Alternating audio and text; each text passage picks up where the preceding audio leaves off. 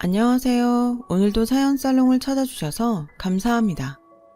저는 50대 후반의 여성이에요. 딸 하나, 아들 하나를 뒀고 제 직업도 갖고 있어요. 저는 일찍 결혼해서 일찍 첫 딸을 낳았어요. 사실 딸아이를 결혼 전에 가졌거든요. 아이가 생기고 나니 걱정은 됐지만 낳아야 한다는 의무감이 컸어요. 그래서 생각보다 더 빨리 결혼을 하게 된 거죠. 남편은 대학원생이었고 저는 대학을 갓 졸업했었어요. 저희 두 사람은 대학 연합 모임에서 만났어요. 시어머니는 몇 년 전 돌아가신 시아버지한테 받은 땅을 많이 갖고 있었고 부동산 투자로도 돈을 많이 번 사람이었어요. 제가 정식으로 인사하러 갔을 때 시어머니는 니네 친정이 사업하지 않았으면 난 이 결혼 절대 허락 안 했다.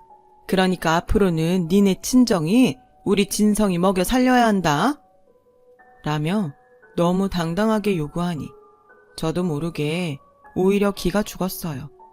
또 제가 젊었을 때만 해도 혼전 임신을 하면 남자보다는 여자가 더 눈총을 받았거든요. 그래서 저도 남들 눈치를 많이 봤던 것 같아요. 친정엄마는 주변에서 알까봐 말조심을 많이 하셨지만 그래도 집에서는 저한테 따뜻하게 해주셨어요. 네가 아이를 낳겠다고 결심했으니까 엄마는 네 뜻 따라갈게. 결혼해서 아이 낳고 잘 살면 니네 시어머니도 뭐라고 못할 거야. 엄마, 내 편이 되어줘서 정말 고마워. 엄마 생각해서라도 잘 살게. 그렇게 저희는 결혼을 했고 신혼생활을 시작했어요. 그런데 시어머니는 정말 돈을 한 푼도 안 보내더라고요. 결혼 전 저한테 했던 말이 빈말이 아니었던 거죠. 남편은 공부하느라 아직 경제적 능력이 없었고 저도 임신을 해서 어디 취직하기가 쉽지 않았어요. 결국 저와 남편의 생활은 친정에서 책임지게 되었어요. 몇 달 동안이나 시댁에서 남편 학비조차 보내지 않고 친정에서만 저희에게 돈을 보내자 저는 화가 나더라고요. 어머니 진짜 당신 학비도 우리 집에서 대라고 하는 건 아니지? 등록금은 낼 때 되면 보내주시는 거지? 당신 친정에서 다 해주기로 얘기됐잖아. 무슨 소리야. 나는 그런 얘기 한 적 없어. 우리 집 인사 왔을 때 다 된 얘긴데 이제 와서 딴소리라면 어떡해. 그건 어머니가 그냥 한 말이지 내가 그러겠다고 한 게 아니잖아. 저는 시어머니 말 그대로 우리 집에서 모두 해줄 거라고 믿는 남편이 어이없었죠. 그런데 얘기를 들으니 미국에 있는 아주버니도 형님 친정에서 다 돈을 대서 박사가 됐다고 하더라고요. 형이 의대 교수가 돼서 이제는 형 덕분에 사모님 소리 듣고 잘 먹고 잘 사니까 그 정도는 해주는 게 당연한 거 아니야? 내가 박사 따고 교수 되면 우리 엄마가 아니라 당신이 사모님 소리 듣잖아. 정말 이상한 논리였어요. 그런데 시댁과 남편이 너무 당당하게 나오니까 그게 맞는 건가 하는 생각도 들고 제가 잘못하는 것 같은 느낌이 들더라고요. 아이 때문에 결혼했다고는 하지만 이왕 결혼한 거 다른 말 안 나오게 잘 살자는 생각도 강했어요. 제가 사정을 얘기하니 친정엄마는 한숨을 쉬며 당장 돈이 없으면 아무것도 못하는 건 내 딸인데 줘야지 어쩌겠니. 그리고 이 서방도 얼른 공부를 마쳐야 가장고시를 할 테니 어쨌든 빨리 학위를 따는 쪽으로 생각해보자. 저는 정말 죄송하고 속이 상했어요. 남편이 나중에 직장을 갖게 되면 부모님한테 용돈도 많이 드리고 노후를 위해 통장이라도 만들어 드려야겠다고 생각했죠. 남편은 자기 학비가 친정에서 나온다는 걸 뻔히 알면서도 한 번도 고맙다는 말을 하지도 않았어요. 시어머니도 물론 한 번도 그런 말을 한 적이 없었죠. 오히려 시댁에 갈 때마다 저 들으라는 듯이 남편한테 니네가 나 죽고 땅이라도 물려받고 싶으면 지금 나한테 잘해. 부르면 제때제때 오고 나 살아있을 땐 내 돈 받을 생각하지 마라. 어차피 니들이 가져갈 거 아니냐? 라며 친정에서 생활비와 낭편 학비 받는 걸 불평이라도 할까봐 미리 입을 막더군요. 어쨌든 저는 그럭저럭 결혼 생활을 했고 만삭이 돼서 딸을 낳게 됐어요. 친정에서는 다들 좋아해줬지만 시어머니는 얼굴도 보이지 않았어요. 보다 못한 엄마가 남편한테 사돈은 얼마나 바쁘시길래 손녀딸이 태어났는데 아직까지 오지 않으시는 겐가? 벌써 내일 모레면 집에 가는데 제일 먼저 와보셔야 할 분이 사돈 아닌가? 그러자 시어머니가 다음날 저를 보러 와서는 우리 집 대 이어줄 남자애도 아니고 걔 집에 나으려고 기어이 우리 진성이랑 결혼한 거냐? 딸 낳아놓고 누워서 시어머니한테 울어아가라. 아주 유세를 떠는구나. 애 낳았다고 나한테 뭐 받을 생각하지 말고 알아서 잘 키워라. 마침 엄마가 자리에 없었으니 망정이지 시어머니가 하는 말을 들었으면 아마 쓰러지셨을 거예요. 저는 아직 기운도 없고 배도 아파서 제대로 대답도 못했고 시어머니는 아기를 보자는 말도 없이 그냥 가버리셨죠.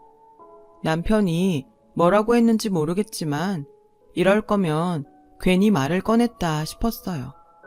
딸을 낳고도 저희 집 생활은 거의 친정에서 책임져 주다시피 했어요. 심지어 딸의 돌잔치를 하는데도 시어머니는 선물 하나 보내지를 않더군요. 친정 부모님은 그동안 시댁에서 하는 걸 보고 다 포기하신 건지 시댁에서 누가 왔는지 뭘 보냈는지 묻지도 않으셨어요. 저는 아이 도이 지나고 뭐라도 해야겠다고 생각해서 일자리를 알아봤어요. 친정에서는 늘 말없이 돈을 보내줬지만 더는 미안해서 받기만 할 수 없었어요. 다행히 제가 디자인학과를 나온 걸 인정받아 패션 회사에 취직이 됐어요. 남편은 저보다 늦게 학교를 갈 때가 많아서 제가 출근할 때 같이 아침을 먹고 아이를 챙기다가 제가 집에 오면 학교 도서관을 가거나 방에서 밤 늦게까지 공부를 했어요. 그렇게 몇 달을 지냈는데 시어머니가 주말도 아닌데 갑자기 집에 오라고 부르셨어요. 시아버지 제사도 아니고 기념일도 아닌데 평일에 부르는 게 영 마음이 찝찝했지만 퇴근하자마자 시댁에 갔죠. 그랬더니 시어머니는 현관에 올라오지도 못하게 하고 저한테 찬물을 끼얹었어요. 너는 내 아들을 애나 보는 식모 만들려고 작정했냐? 왜? 니네 친정에서 이제 돈 못 준다고 하니? 그래서 네가 돈 벌면서 내 아들 찬밥 신세 만든 거니? 어머니, 그게 아니에요. 저희 부모님 그런 말씀 안 하셨어요. 제가 계속 돈 받기 죄송해서 회사에 취직한 거예요. 그리고 자기 아이 돌보는 게 식모라뇨. 그런 말씀 아세요. 저도 일한다고 그 사람한테 소홀히 한 적 없어요. 진성이가 애를 보게 만든 것부터가 소홀한 거야. 친정에서 돈 안 준다고 한 거 아니면 당장 회사 그만둬라. 여자가 돈 좀 번다고 지 남편 우습게 알고 돌아다니기 시작하면 그 집안 콩가루 되는 거 순식간이야. 막말로 돈이 없으면 맹물 끓여서 된장 멀겋게 풀어서 먹으면 될 일이지. 니네 수준에 맞게 살아. 쓸데없이 밖으로 놔둘 생각하지 말고. 너 나중에 내 땅 손바닥만큼이라도 받고 싶으면 내 말대로 해. 저는 너무 충격을 받아서 물을 닦지도 못한 채 덜덜 떨며 집으로 왔어요. 아이는 혼자 거실에서 울고 있었고 남편은 방에서 세상 모르고 자더군요. 남편을 깨우니 제가 왜 젖었는지 묻지도 않고 늦었다며 짜증을 냈어요. 저는 아이를 안고 달래면서 숨죽여 울었어요. 그때는 정말 어떻게 하면 좋을지 모르겠더라고요. 저는 결국 회사를 그만두고 엄마에게 사정을 얘기했어요. 회사 다니면서 집안일 한다는 게 어디 쉽겠니? 그러니 결혼하면 회사를 관두는데 너는 거꾸로 했으니 힘들었겠지. 아버지는 뭐라고 안 하실 테니까 걱정하지 마. 엄마, 미안하고 고마워. 내가 다민이 아빠 박사만 따면 다시 일할게. 그렇게 저희 집은 다시 친정의 도움을 받으며 지냈고 3년이 더 지나서야 남편은 박사학위를 받게 됐어요. 그리고 얼마 안 돼서 연구소에 들어가게 됐죠. 저는 이제 됐다 싶어서 한숨 돌렸어요. 더는 친정에 손을 벌리지 않아도 되니까요. 그때 친정아빠 사업이 좀 어려워서 저희한테 돈 보내는 게 힘들다는 걸 저도 알고 있었기 때문에 더더욱 잘 됐다고 생각했죠. 친정 부모님은 그런 얘기는 안 하시고 잘 됐다며 축하해 주셨어요. 그리고 시댁의 남편과 갔는데 시어머니가 이러는 거였어요. 니네 친정에서는 진성이한테 뭐 해준다고 안 하니? 네?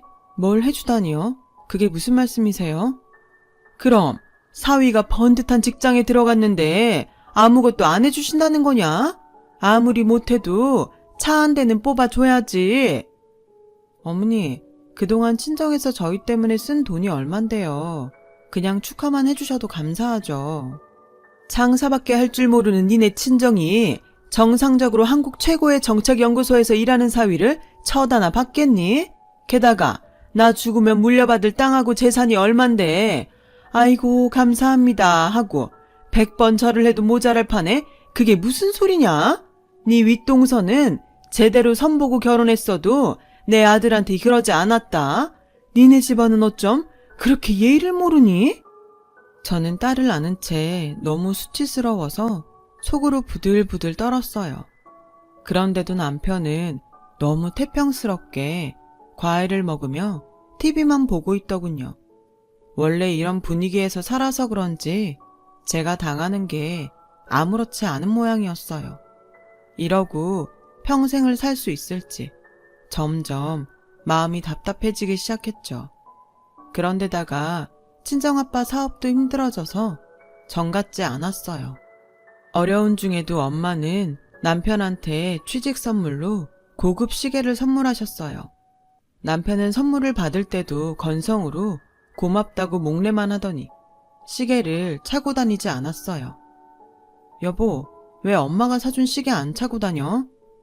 그거 나만 국산이라 창피하다고. 다들 제일 비싼 외제 시계로 시간 보는데 나만 국산 보고 있으면 모양 빠지잖아. 그래도 엄마가 당신 생각해서 사준 건데 좀 차고 다니지. 남들이야 뭐라고 하건 당신만 좋으면 된 거잖아. 나도 싫다고. 촌스러운 국산 시계는 됐다고. 장모님 좀 센스가 없는 거 아니야? 지금 그게 어른한테 할 소리야? 저는 그날 남편하고 크게 싸웠어요. 그동안 시어머니한테 받았던 서름까지 겹쳐서 폭발했던 것 같아요. 얼마 안 가서 시어머니는 저희 집에 찾아오셨어요. 그러더니 다짜고짜 이혼 서류를 내미는 거였어요. 어머니, 갑자기 이게 뭐예요? 니네 집 다 망해간다더라. 애초에 니네가 그렇게 부자도 아니라며? 우리 아들 먹여 살리지 못할 거면 내가 왜 너를 보고 있어야 되냐? 너도 니네 집 어려운 거 몰랐던 눈치인데 그런 건 입 딱 다물고서 우리 집 재산으로 뭘 어떻게 해보려고 한 거 아니냐? 난 그런 꼴 못 본다. 그 말에 저도 더 이상은 남편과 살고 싶은 생각이 없어졌어요. 지나온 세월이 너무 분하고 억울할 뿐이었죠. 하지만 남편을 고소한다던가 위자료를 청구할 생각을 전혀 못했어요. 이혼을 하면 여자를 더 죄인처럼 보는 사람들도 많았고 저도 무의식적으로 그렇게 생각했던 것 같아요. 세상이 정말 좋아져서 돌싱이라는 단어도 나오고 요즘 세상만 같으면 삶이 그렇게나 힘들다며 정말 이혼이 뭐 별건가요? 저는 친정의 경제 사정을 솔직하게 말하지 않고 남편 덕을 보려고 했다는 시어머니의 억지와 함께 거의 쫓겨나듯 아이와 함께 그 집을 나왔어요. 남편은 연구소가 바쁘다고 저희가 나가는데 들여다보지도 않고 전화 한 통 하지 않았죠. 저는 아이 앞에서 울지 않으려고 이를 악물었어요. 친정에 오니 아버지는 어음을 해결하려고 백방으로 애를 쓰고 있었고, 엄마도 갖고 있던 반지며 목걸이며 값이 나가는 걸 전부 처분하는 중이었어요. 저는 일단 되는 대로 동대문에서 옷을 디자인하는 일을 시작하게 됐어요. 애를 키우다 온 이혼녀를 받아주는 번듯한 회사가 없었거든요. 그렇게 바쁘게 살다 보니 시댁에 당했던 일 때문에 열내는 것도 잊어버렸죠. 저는 최선을 다해 디자인 하나하나 신경을 썼고, 그 덕분인지 제가 만든 옷이 어느 순간부터 잘 팔리더군요. 제 노력이 보상받는 것 같아서 너무 흐뭇했어요. 저와 부모님은 딸아이가 집이 어렵다는 걸 알아채지 못하게 해줄 수 있는 건 다 해주면서 키웠어요. 그렇게 몇 년이 지나자 저희 아버지의 노력을 좋게 본 투자자가 아빠 회사에 크게 투자를 하게 됐고, 아버지 사업은 다시 자리를 잡았어요. 그뿐 아니라 아버지는 제가 일하던 것과 손을 잡고 의류 사업도 시작해서 동남아로 옷을 수출하기 시작했어요. 저는 그 무렵 제 디자인의 법적 보호를 담당하는 변호사와 만나게 되었죠. 알고 보니 그 사람도 이혼을 했더라고요. 저희는 서로의 사정을 잘 이해했고, 그러다 보니 자연스럽게 만남으로 이어졌고요. 그리고 얼마 후에 결혼을 하기로 했죠. 저는 중학생인 딸이 상처를 받을까봐 걱정했어요. 하지만 딸은 저보다 더 큰 것 같더라고요. 오히려 저보고 잘 됐다고, 나는 엄마가 나쁜 일은 다 잊어버리고 지금보다 더 행복해졌으면 좋겠어. 나쁜 일이라니, 엄마 그런 거 없어. 아주 어릴 적이라서 다 기억은 안 나지만 할머니랑 아빠가 엄마 힘들게 했던 거 나도 다 알아. 라며 저한테 폭 안기더군요. 저는 딸의 마음이 고맙기도 하고, 그동안 제 앞에서 밝은 모습만 보여준 게 너무 딱해서 눈물을 흘렸어요. 그렇게 재혼을 하고 2년이 지나 저는 아들을 낳게 됐어요. 그 사이 아버지 회사도 더 탄탄해졌고, 저는 아버지와 함께 하던 의류 사업을 혼자 하게 됐어요. 아버지가 따로 떼서 저에게 맡기신 거죠. 남편은 큰 법무법인으로 직장을 옮겼고, 딸은 남편의 영향을 받아 변호사를 목표로 열심히 공부를 했어요. 저는 수출뿐만 아니라 국내에도 시장을 넓히기 위해 회사 건물을 짓기로 했어요. 그때는 사무실도 여기저기 흩어져 있었고, 샘플을 만들어 오는 디자이너 작업실도 멀리 떨어져 있어서 여러 가지로 불편했거든요. 큰 건물은 아니어도 다 같이 모여 있는 게 훨씬 효율적일 거라고 판단했죠. 그렇게 건물 부지를 찾다가 금매로 나온 땅이 있다길래 봤더니 크지는 않아도 저희 회사가 들어서기에는 적당한 곳을 찾았어요. 거기에는 아담하게 건물도 한 채 있어서 리모델링만 하면 되겠다 싶었어요. 저는 남편과 의논한 후 그 땅을 다시 보러 가기로 했어요. 그랬더니 부동산에서는 땅 주인이 웬만하면 바로 계약을 했으면 좋겠다고 했다더군요. 부동산 중개사는 저희가 간 날 땅 주인이 온다고 했다며 조금만 기다려달라고 하더군요. 그렇게 30분 정도를 있다가 자리에서 일어났어요. 저희가 바빠서 더 이상 기다릴 수가 없는데요. 오늘 한 번 더 보고 결정하게 그냥 보여만 주세요. 라고 하는데 누가 급하게 들어오더군요. 제가 늦은 거 아니죠? 라고 하는데 저는 깜짝 놀랐어요. 전 시어머니였거든요. 시어머니도 저를 알아보더니 놀라서 거의 뒤로 넘어질 뻔 하더라고요. 네가 여기 무슨 일이냐? 라는데 중개사가 땅 살 사람이라고 하니까 입을 못 다물더군요. 저는 남편 보고 가자고 하면서 더 볼 것도 없겠는데요. 그냥 없던 일로 하겠습니다. 중개사는 갑자기 왜 그러냐며 저를 붙잡으려고 했지만 저는 단호하게 뿌리치고 부동산에서 나왔어요. 아무리 조건이 좋고 시세보다 저렴해도 시어머니가 갖고 있던 땅은 싫었어요. 그런데 얼마 후 모르는 번호로 전화가 와서 받았더니 시어머니였어요. 내가 그동안 다민이 보고 싶어도 말을 안 하고 있었는데 이제 좀 만나야 될 것 같다. 이제 와서 왜요? 전에는 아들이 아니라고 거들떠 보지도 않으셨잖아요. 그런 말이 어딨냐? 내 손녀인데 왜 안 보고 싶겠어? 저는 고민이 됐어요. 저한테는 원수보다 못한 사람이지만 딸한테는 친할머니였으니까요. 저는 딸의 의견이 더 중요하다는 생각이 들어서 조심스럽게 물어봤죠. 그렇게 날 보겠다고 하면 만나볼게. 별일 없을 거야. 라고 어른스럽게 말했지만 저는 걱정이 됐어요. 혹시라도 못된 말을 하면 어쩌나 싶어서 딸한테 시어머니가 보자고 했다는 말을 한 게 후회되는 마음도 생기더라고요. 저는 결국 친정 엄마에게 이 일을 털어놓았어요. 아니, 어떻게 그렇게 또 만날 수가 있니? 정말 세상 좁구나. 그래도 너무 걱정은 하지 마. 다민이 똑똑하잖아. 무슨 말을 들어도 당하고 있지만은 않을 거야. 그 여자도 설마 다민이가 자기 핏줄인데 심한 말을 하겠니? 라고 하셨지만 그래도 불안하더라고요.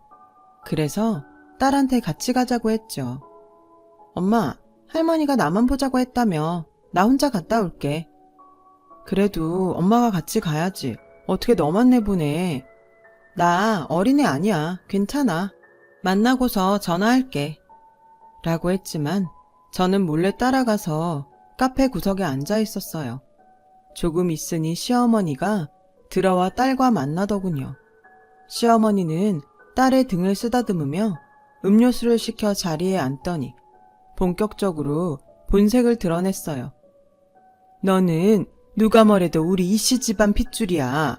니네 엄마랑 살아도 그 집안 식구 아니라고. 다민이 공부 잘한다며? 공부 잘해서 출세하고 그러면 네가 그동안 아빠한테 못한 거 다 갚으면서 살아야 된다. 아빠한테 잘해야지 네가 잘 되는 길이야. 그러니까 지금도 네가 아빠를 위해서 할 수 있는 일을 해야 돼. 저는 분노가 치밀었어요. 예전에 저한테 했던 말이랑 똑같은 말을 제 딸한테도 하고 있었으니까요. 너무 열받아서 쫓아가서 한마디 하려는데 딸아이가 저는 전화 잘하고 살게요. 아빠 인생은 아빠가 책임져야죠. 아빠도 그동안 제 인생 책임 안 졌잖아요. 아빠한테 그런 말이 어딨어? 아무리 그동안 아빠랑 안 살았어도 네 아빠야. 니네 엄마가 그렇게 교육시켰니? 네가 잘 되면 딸이 돼서 당연히 아빠를 챙겨야지. 안 그래? 라는 말에 제가 자리에서 일어나 막 쫓아나가는데 그건 말이 안 되죠. 라는 친정엄마 목소리가 들렸어요. 엄마는 언제 들어왔는지 딸 손을 꼭 잡고 옆에 서 계셨어요. 시어머니는 놀라서 엄마를 쳐다보다가 일어나더군요. 오늘 다민이만 나온 줄 알았는데 어떻게 오셨어요? 아무려면 제가 우리 귀한 손녀를 험한 사람 만나는데 혼자 내보내겠어요. 친할머니를 험한 사람이라니 평소에도 그런 식으로 교육시켰나 보죠? 친할머니도 할머니다워야죠. 이렇게 애한테 다짜고짜 자기 아빠를 챙기라고 윽박지르는 게 무슨 할머니인가요? 애 한번 따뜻하게 안아준 적도 없으면서 이제 와서 핏줄 타령은 되게 하시네요. 아들 낳아놓고 왜 그 책임을 자꾸 다른 사람한테 지우려고 해요? 그쪽 아들 귀하면 그쪽이 끝까지 책임지고 살면 되겠네요. 어린 학생한테 성공하면 아빠를 책임지라니 그게 어른이 돼가지고선 할 말입니까? 아이 앞에서 못하는 말씀이 없으시네요. 저를 그렇게 못된 할머니 만들고 싶으시면 할 말은 없지만요. 그리고 제가 틀린 말 한 것도 아니잖아요. 요즘 애들을 너무 오냐오냐 키우니까 효도라는 것도 모르고 지 귀한 줄만 아는 거예요. 저는 더 이상 못 참고 말도 안 되는 소리 그만하세요. 지금 누구 앞이라고 그런 소리를 하는 거예요? 우리 집 어렵다는 소리 듣고 다짜고짜 이혼하라면서 나랑 다민이 내보냈으면서 뭐가 어쩌고 어째요? 내가 진짜 애 앞에서 이런 말까지 안 하려고 했는데 댁한테 휘둘려서 당신 아들 학비까지 대가며 살았던 거 지금까지도 후회하고 있다고. 애를 오냐오냐 키웠다고? 그럼 내 귀한 새끼 오냐오냐 키우지. 지 아빠한테 못한 거 갚으라고 하면서 키워야 되나? 지한테 해준 것도 하나 없는 아빠가 너무 뻔뻔한 거 아니야? 양육비 한번 보낸 적 없고 여태까지 보자고 한 적도 없으면서. 라고 하자 주변에서 시어머니를 다들 흘끈거리며 보더라고요. 저는 딸하고 엄마를 붙잡고 밖으로 나가자고 했어요.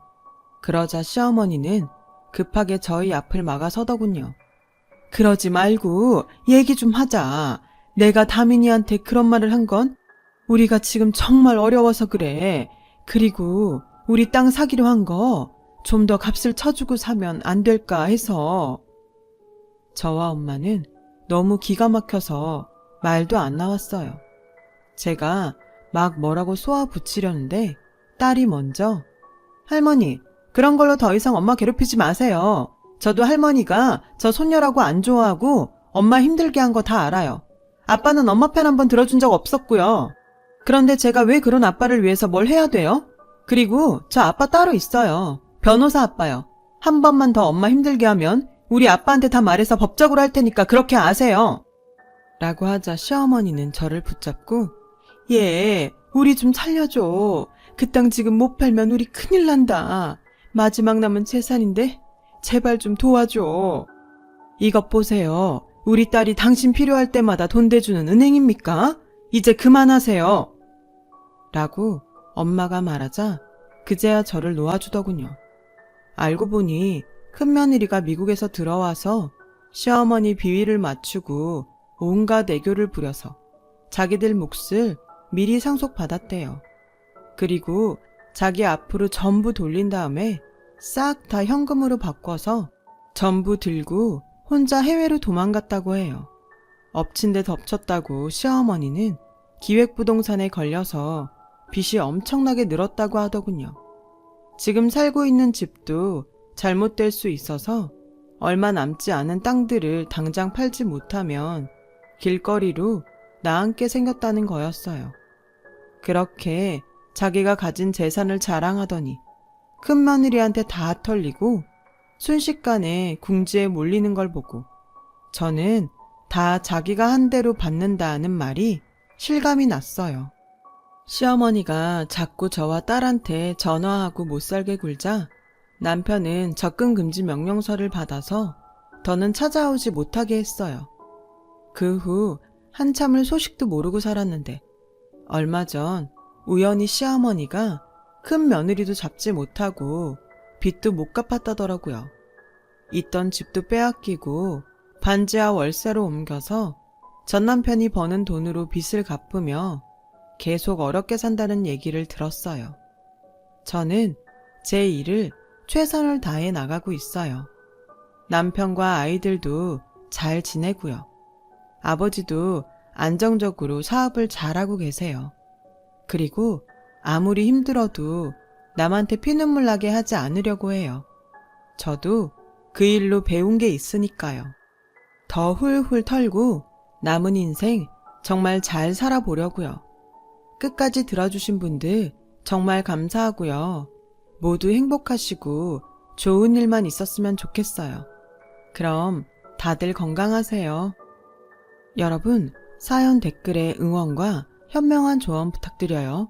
좋아요와 구독은 저에게 큰 힘이 됩니다. 오늘도 좋은 일 가득하세요.